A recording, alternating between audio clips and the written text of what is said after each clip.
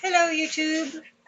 We have been doing more work on our new to us Jayco Eagle 376 BHS Resort. It is a 1999 model with a bunk room and a slide out. I did a short walkthrough the other day when we first swapped over, and we haven't done a whole lot to it, and by we I mean my husband. But I'm just going to update progress on what has been done. As I mentioned before, they were living in here and they had pets lived in here. And when they were in here, like when we came to visit them, I didn't notice anything like, there were pets in there. There was a litter box, but there was nothing like, ew, their house smells. But since we have it set up and not constant power running, constant air conditioning, and it has gotten hot, it's more of a noticeable smell. So we went through, and again by we, my husband has taken out the carpet, and today he has installed our new fantastic fan. It is running. Um, we just got the very basic model, nothing fancy on it, just basic pull air through, because we had this fan here has been running pretty much constantly to keep the airflow going so it doesn't become, horribly stifling in here when he does work, and it does the smell on the carpet and things aren't too bad. Here is the bunk room. He's took out the bunk here and here so he could get all this carpet out. He has not took out the wardrobe. We're still debating on whether to take this out to get the carpet out from under it or to leave it in and work around it. I'm a fan of leave it in and work around it because I know once you take things out, it's hard to put back in sometimes. We're going to take out this panel here, insulate again behind it some more. Insulate this, take it out, fix that up.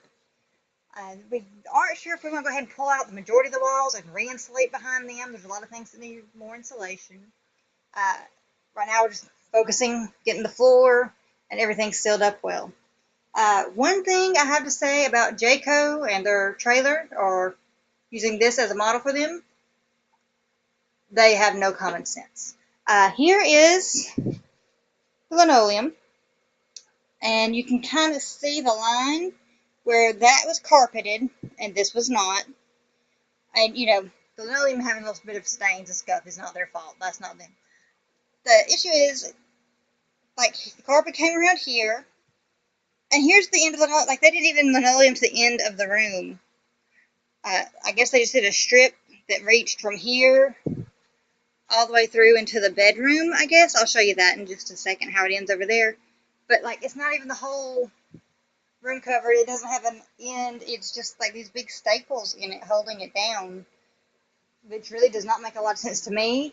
I guess they could just build the platform and roll one big sheet of it over and then build the walls in, which I could kind of make sense, but you'd think they'd at least make a nice seam for it to end at or something. That's just weird. Here in the bedroom is how it ends in here. See, just these big staples at the end. That's cuts from my husband when he was taking out the carpet. It's hard to get under where it was tucked under. It's kind of hard to get, and we're planning on redoing that anyway, so that's not a big deal.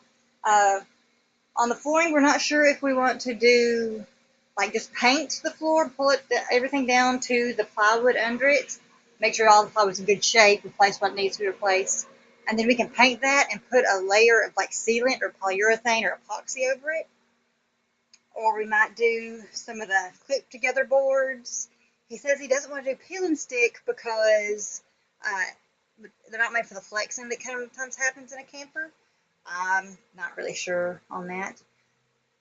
I don't have that much experience with that, so if y'all have any tips or ideas, let us know.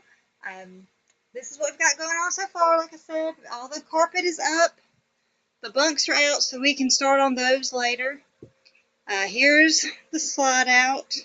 I don't know what we're going to do with that yet. They had the TV was on that, and it was right here in front of the sliding glass doors.